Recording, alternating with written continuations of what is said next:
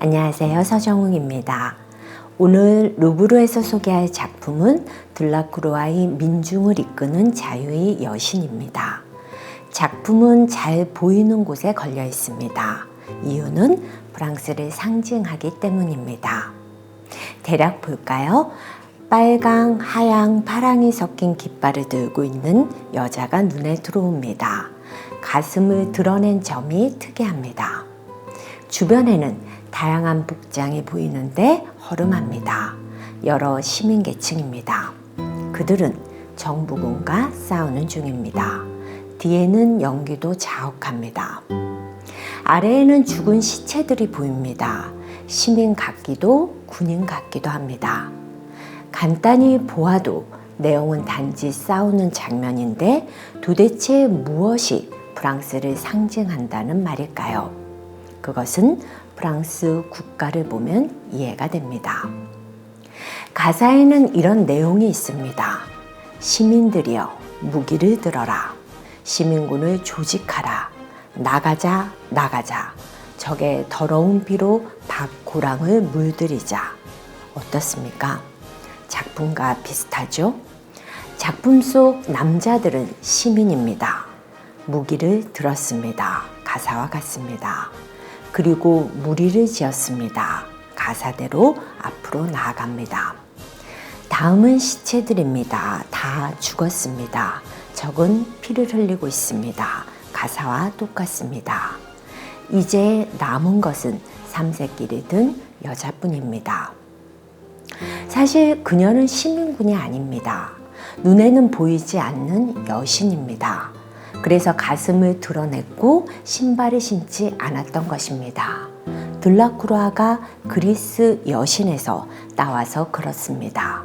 그리고 삼색기는 현재 프랑스 국기입니다. 결론적으로 국가를 이미지화했고 국기를 전면에 등장시킨 이 작품은 프랑스의 상징으로 부족함이 없습니다. 그러니 루브르의 중요한 공간에 걸리는 것이 당연하겠죠. 들라크루아는 처음부터 이런 결과를 염두에 두었습니다. 영원히 남는 작품을 그리고 싶었던 것입니다. 그리고 뜻대로 되었습니다. 이번에는 다른 측면에서 바라볼까요? 일반인의 시각으로 본다면 이것은 1830년 7월 혁명 중 시민군의 승리 순간을 포착한 역사화입니다. 하지만 미술 평론가 입장에서 보면 다릅니다. 역사화가 아닙니다. 천재 화가 들라크루아가 그린 기가 막힌 회화입니다. 그렇다면 왜 역사화로 보기 쉬운지 왜 아닌지를 살펴볼까요? 역사화란 사실 사건을 적나라하게 드러내지 않습니다. 가릴 것은 가리고 보이는 부분은 이상화시킵니다. 쉽게 말해 자신이 바라보는 좋은 편이 있고 나쁜 편이 있기에 그렇게 됩니다. 들라크루아는 어느 편이었을까요? 그쯤 형에게 편지를 썼는데 이런 내용이 있습니다. 나는 나라를 위해 싸우지는 못했지만 최소한 그림을 그릴 수는 있다. 짐작해보면 시민군 편으로 보입니다. 하지만 그보다는 낭만주의 화가로서의 욕구가 훨씬 강했습니다. 편지에는 이런 내용도 있습니다. 내가 시도하고 있는 것은 현대적인 주제인 바리케이트이다. 이때 바리케이트가 처음 등장했습니다. 그것을 사이에 두고 벌이는 감정 대립, 들라크루아에게는 신선하고 흥미로운 소재였던 것입니다. 작품을 보면서 확인해 보죠. 먼저 여인입니다. 자유를 상징하는 붉은 프리기아 모자를 쓴 여신이 시민군의 선두입니다. 그녀는 프랑스의 상징 마리안누아, 승리의 여신 니케를 연상시킵니다.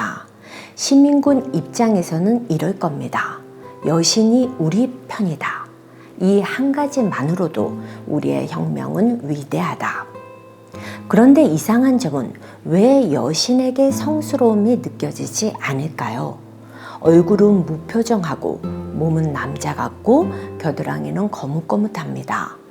당시 살롱에서도 이런 조롱이 많았습니다. 전쟁 중이니 그렇다고요? 아닙니다. 여신은 어디 있어도 여신으로 그려집니다. 들라크루아가 모르지 않습니다. 이번에는 오른편 소년입니다. 이럴 수 있습니다. 오죽하면 순수한 소년까지 시민군에 동참할 수밖에 없었을까? 반대로 보면 이렇습니다. 소년이 정부군에게 빼앗은 쌍권총까지 휘두르며 소리를 지르는데 말리는 어른이 하나 없다니 어깨에 맨 가방은 군인들 탄약통 아닌가? 시체에게서 빼앗았겠군. 이렇게 보면 씁쓸합니다. 그림 맨 왼쪽 그보다 좀 큰 소년도 같습니다. 머리에는 군인에게 빼앗은 모자를 썼고 칼도 빼앗은 것입니다. 그런데 눈이 휘둥그레졌습니다. 싸움에 흥분한 것입니다. 이렇게 들라크루아는 어린 아이들까지 나선 현실을 적나라하게 드러냅니다. 그 위 흰옷을 입은 남자는 앞치마를 했습니다. 공장 노동자입니다. 그의 베레모에는 저항의 표식이 달려있고 역시 빼앗은 칼과 총으로 무장을 했습니다. 만약 시민군 입장의 역사라면 여기까지만 그렸어야 합니다. 하지만 아래를 보세요. 하얀 옷을 입은 시체가 누워 있습니다. 싸우다 죽은 시민군입니다. 그런데 바지는 물론이고 속옷, 신발까지 다 벗겨져 있습니다. 수적으로 열세였던 정부군이 싸우다 말고 죽은 시민군의 바지를 벗겨갔을까요? 시민군끼리 약탈한 것입니다. 들라크루아는 이것까지 다 그린 것입니다. 낭만주의 화가답게 매우 감정을 자극하는 방식으로. 오른편으로는 두구의 시체가 더 보이는데 누워있는 사람은 왕실 경비병과 중기병입니다. 시가전에 물론 전사자가 많았을 겁니다. 그런데 왜 제일 잘 보이는 앞에 그려 놓았을까요?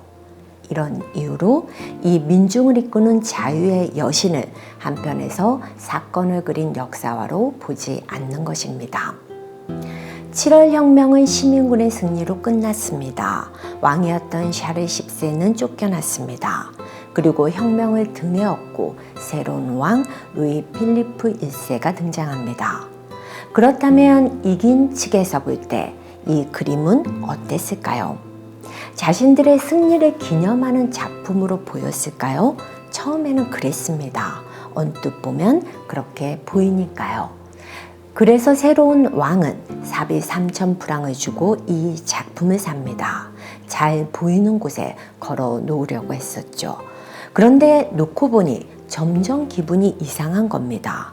볼수록 아름답기보다는 인간이 온갖 감정들이 뒤엉켜 있고 화약 냄새와 피냄새와 아우성이 들리는 듯한 이 낭만주의 대작이 마음을 뒤숭숭하게 만드는 겁니다. 나중에는 두려움까지 생겼습니다. 내가 마음에 안 든다고 또 이런 혁명을 일으키면 어떡하지?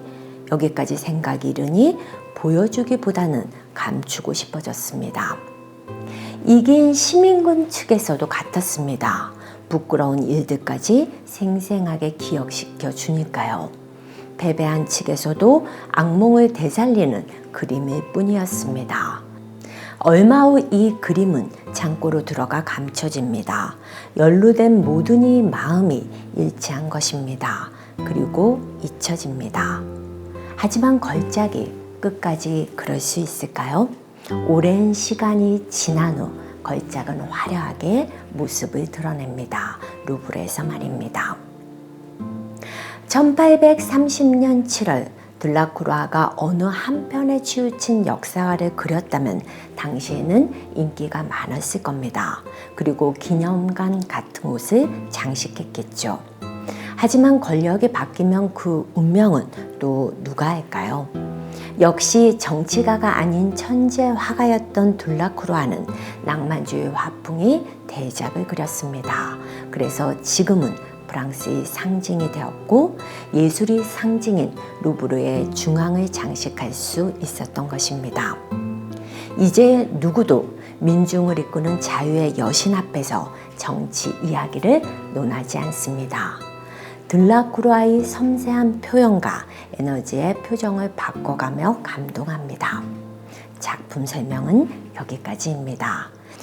이제 윤곽이 잡히십니까? 아는 눈으로 나머지 등장인물을 살펴보시죠. 부르주아를 상징하는 모자와 양복을 입은 신사도 보입니다. 자유의 여신을 올려다보는 파란 옷에 빨간 띠를 한 임시 노동자도 보입니다. 그 외에도 있습니다. 여러분이 들라크루아의 눈이 되어보세요. 그럼 다음 시간에는 또 다른 작품으로 찾아오겠습니다. 몸과 마음 다 건강한 하루 되시기 바랍니다.